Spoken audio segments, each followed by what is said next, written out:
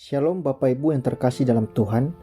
Renungan hari ini terambil dari Efesus 3 ayat 14 sampai 21. Begini firman Tuhan. Itulah sebabnya aku sujud kepada Bapa yang daripadanya semua turunan yang di dalam sorga dan di atas bumi menerima namanya. Aku berdoa supaya Ia menurut kekayaan kemuliaannya menguatkan dan meneguhkan kamu oleh rohnya di dalam batinmu, sehingga oleh imanmu Kristus diam di dalam hatimu dan kamu berakar serta berdasar di dalam kasih. Aku berdoa supaya kamu bersama-sama dengan segala orang kudus dapat memahami betapa lebarnya dan panjangnya dan tingginya dan dalamnya kasih Kristus, dan dapat mengenal kasih itu sekalipun ia melampaui segala pengetahuan. Aku berdoa supaya kamu dipenuhi di dalam seluruh kepenuhan Allah. Bagi Dialah yang dapat melakukan jauh lebih banyak daripada yang kita doakan atau pikirkan, seperti yang ternyata dari kuasa yang bekerja di dalam kita. Bagi Dialah kemuliaan di dalam jemaat dan di dalam Kristus Yesus, turun-temurun sampai selama-lamanya. Amin.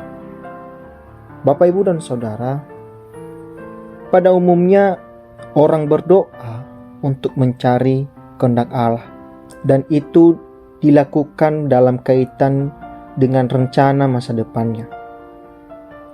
Memang ini tidak salah, namun mari kita lihat dimensi lain, yaitu menjadikan kehendak Allah sebagai landasan doa.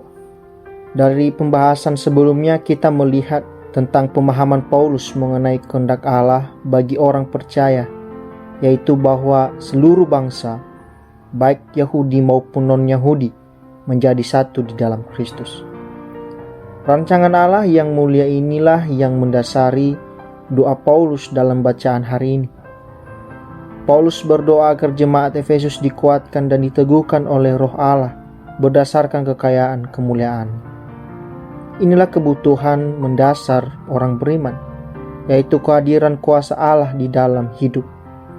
Dan itu bisa terjadi bila Kristus berdiam di dalam hati mereka yang menerima kepada Dia.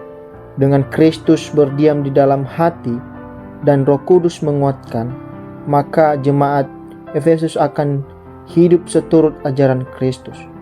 Hidup yang seperti ini akan mengalami perubahan dari hari ke hari, bertumbuh dan semakin serupa dengan Kristus.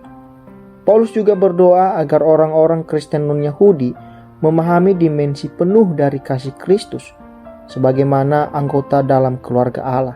Umat yang telah mengalami kasih Kristus niscaya akan memahami kasih itu serta mau hidup dan berakar serta berdasar di dalamnya.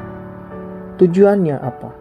Agar jemaat Efesus dipenuhi oleh kepenuhan Allah.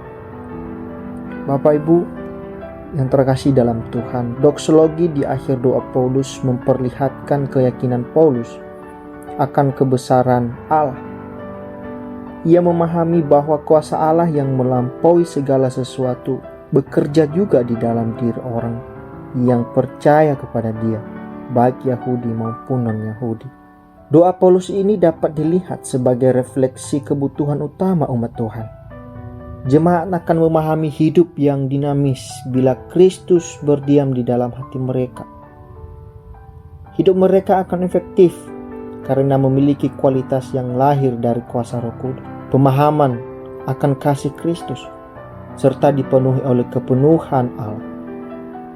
Inilah yang akan menolong jemaat memahami panggilan mereka sebagai umat Tuhan di dunia ini. Kiranya Tuhan memberkati. Amin.